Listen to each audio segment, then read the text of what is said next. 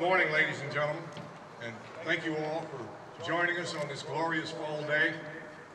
Any day when the sun is shining and Old Glory is standing straight out, snapping in the breeze, is a good day.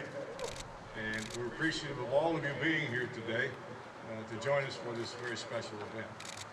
There's a whole host of dignitaries here that I will not endeavor to introduce. It's about a 7-minute process, and I would invariably leave some people out, and I'll forego that through the previous acknowledgement that I think you have already received. But thank you so very much for being here.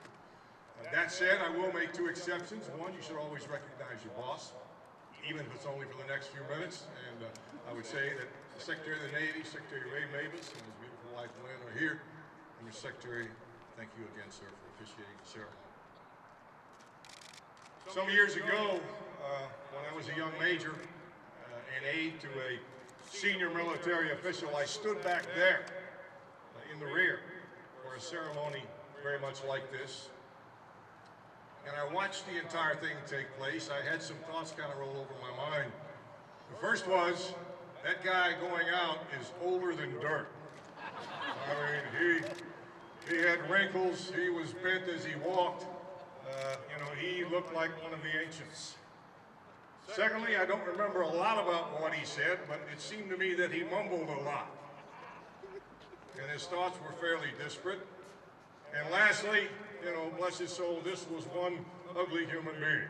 I mean, his ears were too big for his head. His nose was obviously broken at some point in his life, and he was not a handsome man. What's interesting is that your perspective changes over time. I now realize, maybe standing on the same spot, that in fact, that man was in the prime of his life. That he was actually quite articulate, and in a rugged sort of way, maybe even a handsome rascal. So it's with that relative optimism that I think Annette and I engage on the next 40 years of our life together. Oftentimes at these types of events, the outgoing officer will express his thanks, and I certainly want to do that today. But I'd like to think that that has already been done. I've tried to reach out. You know what you have meant to this organization and to me personally, and if I haven't already expressed my appreciation, shame on me. But again, to that statement, I would want to make 2 exceptions. The first is to our Secretary of Defense. And I want to say, sir, that it's been my privilege that our service has overlapped in support of this great nation over these last 4 years. The Secretary mentioned the early going where we came together to determine, first of all, what size the additional Marines would represent to our Corps, and then how we were going to do that. I have to wonder how that conversation went when he was contacted by President Bush. And we'll never know for sure, sir, unless you choose to write a book. But my guess is it probably went something like this. I think he probably said, Mr. President, let me make sure I got this straight. You want me to leave Texas A&M, where I'm substantially treated like the Pope. You want me to come to Washington, D.C. to be responsible for 2 wars that maybe aren't going especially well at the moment. You want me to spend many more hours for much less pay, and you will be my only real boss, but in fact there's 535 people in the Congress who would presume that they are. Mr. President, I accept unequivocally. When would you like me to start? I think the conversation must have been something like that. Because it has been a pure joy to be at the table with this man. We haven't always agreed on everything, but the fact is I can't cite you a single instance where he has not listened and heard us out before he made a decision. And I think I speak on behalf of the other service chiefs who are here today. And one thing you may not know is that the man also has a tremendous sense of humor. Even in the direst of circumstance, even facing the toughest of decisions, He has shown us a sense of humor that has kept just the right atmosphere inside that room. Sir, thank you for all of that. Folks, we're in the presence today of a great American.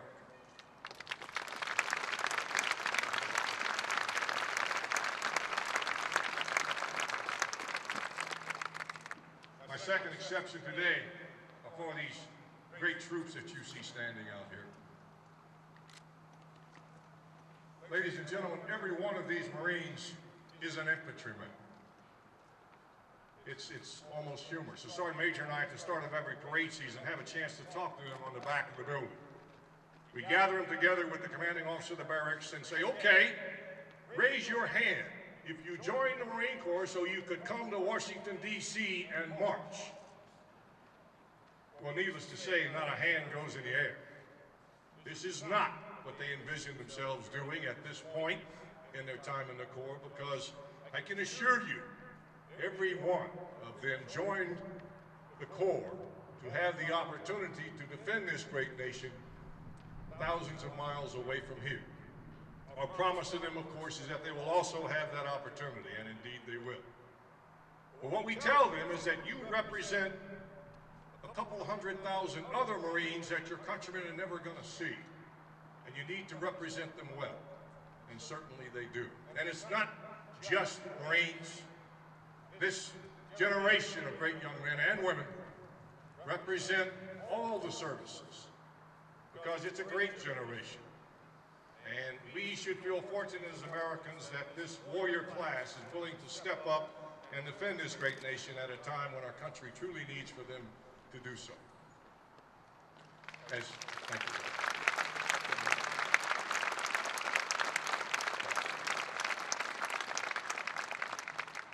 Folks, as we sit here today, we have brave young Americans in Afghanistan.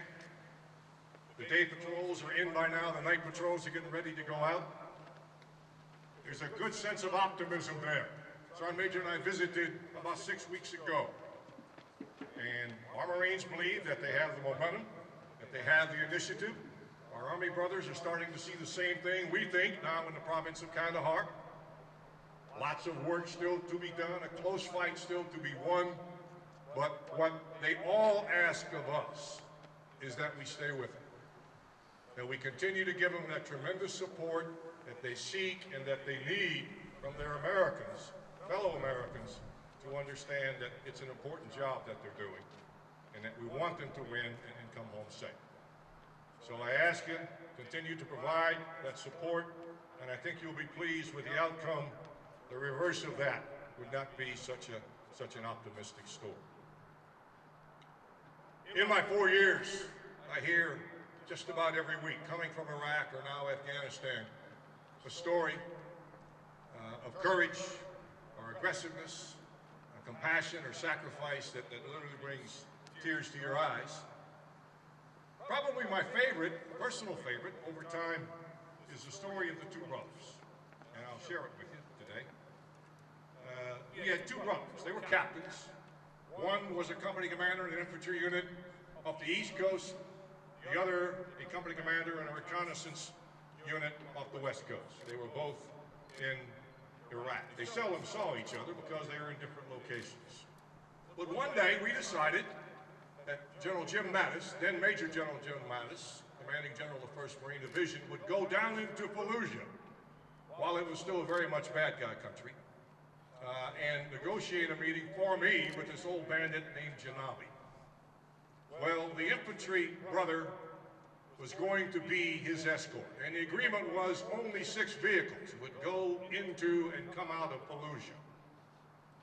We weren't sure how it was going to turn out, but we thought that the risk was probably worth the effort, and Jim was ready to do that. The other brother found out about the requirement, and he fell his troops out the morning that we were going in. He ran the quick response force for the reconnaissance battalion, and he told his Marines, get ready. And one of the Marines said, sir, I don't understand. We don't have anybody out today. And he said, Lance Corporal, that's my brother going down into Fallujah, and if something happens, we're going to be there in a heartbeat. And his gunny said, sir, I got it. Lance Corporal, let me tell you something. All those Marines going into Fallujah today are our brothers. Get up on your 50, make it clean, and ready to sing and dance if we have to go to town. That's your job. Well, as it turns out, the event was successful. A couple of pretty tenuous hours spent by the party in town, but they came back successfully. There was no action that day. These brothers would see other action with their Marines over the course of their time, but happily not that day. They enjoyed a peaceful dinner together. I'm proud of those brothers today, folks, because those two brothers were our two sons.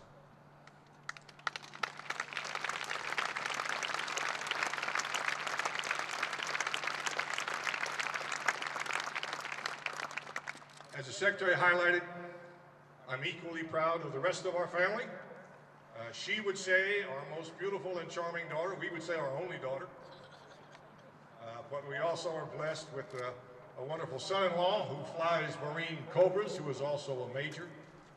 Two beautiful and talented daughters-in-law, and 6 little stair-step grandchildren that we just enjoy immensely in the Conway family when we're able to get together. Ladies and gentlemen, I mentioned that General Jim Mattis was my ground combat element commander in Iraq. My aviation combat element commander, commanding the 3rd Marine Air Wing, was a guy named Amos. And today that guy stands poised to become the 35th Commandant of our Marine Corps. And he is absolutely and uniquely qualified to be a great Commandant. You know, when you look at the qualities I think that are necessary in the job, I think you look first at the ability to provide tough love to those great young Marines and the sailors who support us out there on a daily basis, and Jim's got that. You look at someone that can set the environment so that all the talent we've got can fall into trace and take us all in the same direction. In every place that Jim and Bonnie have gone, they have set that kind of environment. He's got the intellect, as the Secretary mentioned, to face the challenges I think that not only our Corps, but all of our armed services are going to face in the coming years. And he knows the city, he knows the inner workings of both the building and the city in a way that will, at a minimum, make us competitive in this, what we think will be resource-constrained environment. He's also blessed by the fact he's got a beautiful and talented wife, who has been Annette's counterpart and soulmate, really, for the last 8 years of service that we have had together.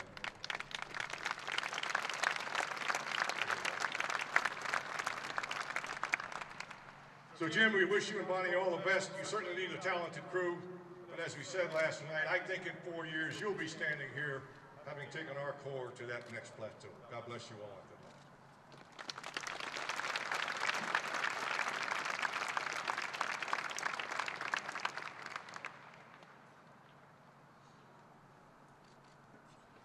As I close, I want this little lady standing at my side where she's been for 41 years. My friend, supporter, critic, and just some all-around great Marine wife. You know, in the early going, it was a little tough. I'll tell you a quick story. I came home from the officer selection office in St. Louis.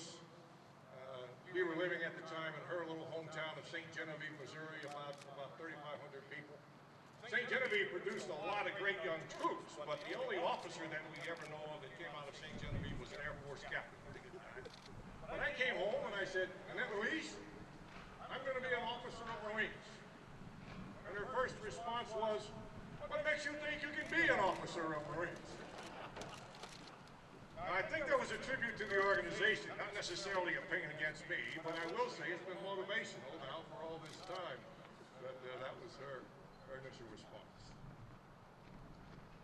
My objective during this last 4 years has been to take care of our Marines and their families.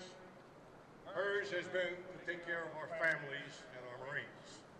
And so that effort has meshed pretty well. She's been a great mother, role model, wife, and now grandmother. And again, we look forward bless you all, folks. Thank you very much for being here.